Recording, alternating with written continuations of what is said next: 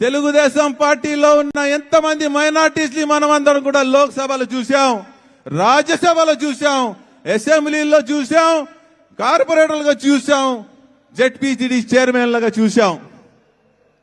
చంద్రబాబు నాయుడు గారు మైనార్టీస్ ని ప్రత్యేకంగా గుర్తించి ఉన్నత పదవుల్లో ఆయన ఏర్పాటు చేయడం జరిగింది. మైనార్టీస్ కి నాయకత్వం ఇవ్వడం జరిగింది.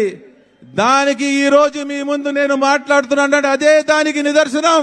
ఒక మైనార్టీగా నన్ను పిలిపించి మీ అందరితో మాట్లాడించడం అనేది ఇక మైనార్టీస్ యొక్క స్థానం ఏంటంటే తెలుగుదేశం పార్టీలో మనకందరు గౌరవించే స్థానం వచ్చారని చంద్రబాబు నాయుడు గారు మరి మర్చిపోవద్దు. అలాగే తెలుగుదేశం పార్టీ ఒక లౌకికవాదమైన పార్టీ. మన పార్టీలో ఎక్కడైతే అన్యాయం జరుగుతుందో మనం అందరం అమరావతి రైతుల గురించి చూశాం.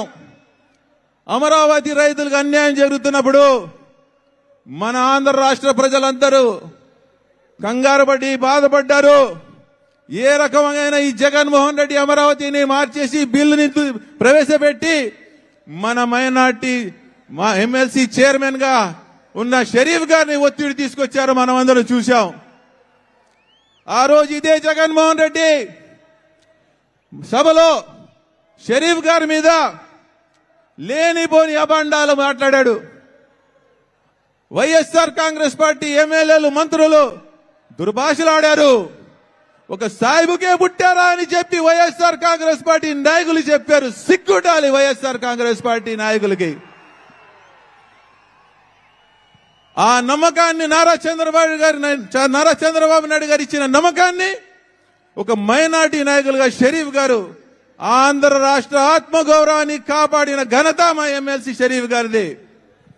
అలాగే మన ముస్లిం మైనార్టీస్ పట్ల ఆ రోజు ఎన్ఆర్సీ సిఏ మీద సమస్య వస్తే ఇదే చంద్రబాబు నాయుడు గారు తెలుగుదేశం పార్టీ తరఫున ఆ రోజు బిల్లుకి అడ్డపడి ఎన్ఆర్సీకి వ్యతిరేకంగా మైనార్టీస్ కు ఆదుకున్న ఘనత కూడా చంద్రబాబు నాయుడు గారు ఎంపీ కేశినేని నాని గారిది ఉందని చెప్పి కూడా మనం గర్వంగా చెప్పుకోవాలి. ఈరోజు మనం అందరం చూస్తా ఉన్నాం. మనం ఎన్నో పథకాలు నారా చంద్రబాబు నాయుడు ప్రవేశపెట్టారు. ఈ జగన్మోహన్ రెడ్డి ఎప్పుడు చెప్తా ఉంటాడు నా మైనార్టీస్ అని. వాస్తవంగా చెప్పాలంటే జగన్మోహన్ రెడ్డి మైనార్టీల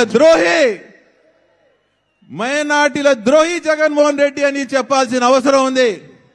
జగన్మోహన్ రెడ్డి ఒక మోసం, జగన్మోహన్ రెడ్డి ఒక అబద్ధం. ఏదైతే పథకాలు నారా చంద్రబాబు నాయుడు గారు తెలుగుదేశం పార్టీ ప్రవేశపెట్టిందో దుల్హన్ పథకం కాపీ చేసి దొంగతనం చేసి ఆ పథకాన్ని నేను షాదీ ముబారక్ చేస్తానని చెప్పి ₹1,00,000 ఇస్తానని చెప్పి అబద్ధం మాటలు మాట్లాడి ఆ రోజు అధికారం దక్కించుకున్నాడు. 4.5 సంవత్సరాలు అయిన తర్వాత కూడా